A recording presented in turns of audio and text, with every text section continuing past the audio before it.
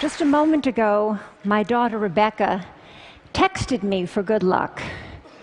Her text said, "Mom, you will rock." I love this. Getting that text, it was like getting a hug. And so there you have it. I embody the central paradox. I'm a woman who loves getting texts, who's going to tell you that too many of them can be a problem.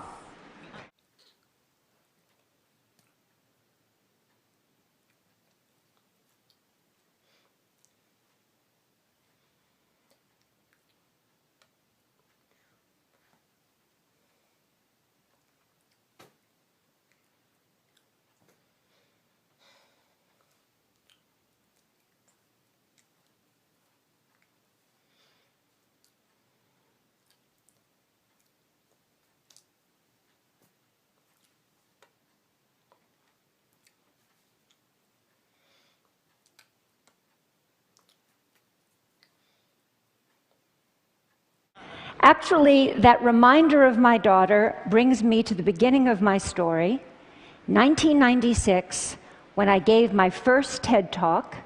Rebecca was 5 years old, and she was sitting right there in the front row. I had just written a book that celebrated our life on the internet, and I was about to be on the cover of Wired magazine.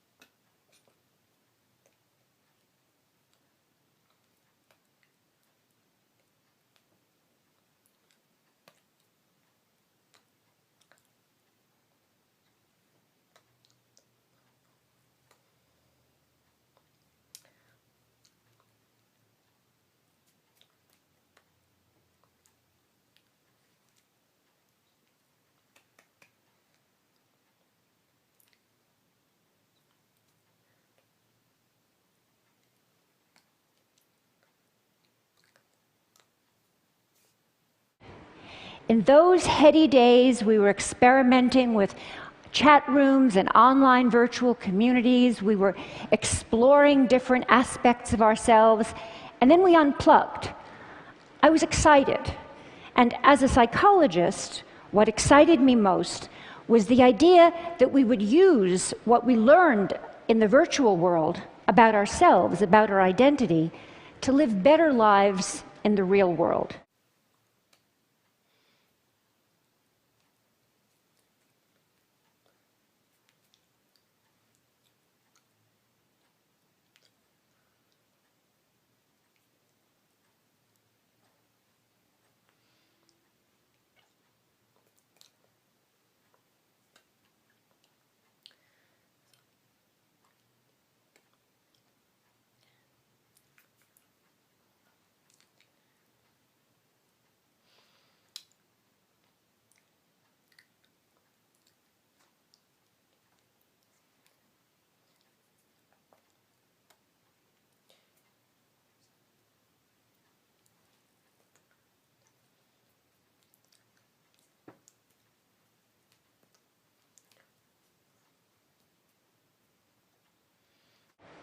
Now, fast forward to 2012, I'm back here on the TED stage again.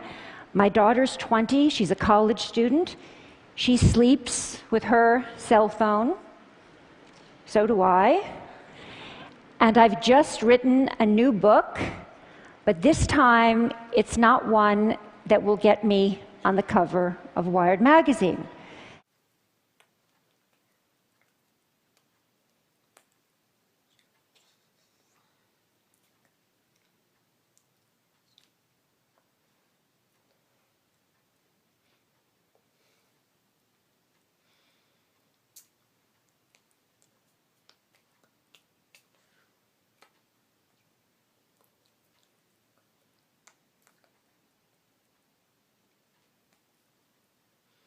So what happened? I'm still excited by technology, but I believe, and I'm here to make the case, that we're letting it take us places that we don't want to go.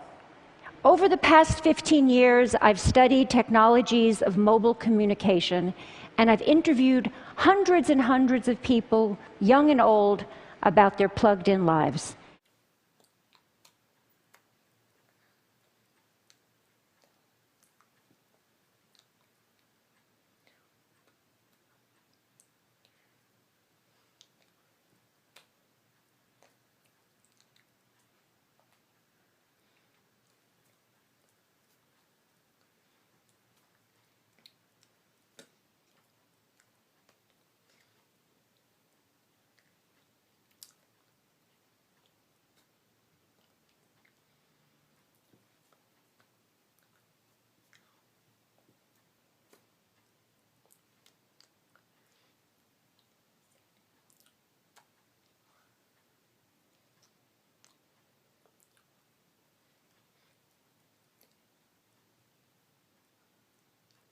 And what I've found is that our little devices, those little devices in our pockets, are so psychologically powerful that they don't only change what we do, they change who we are.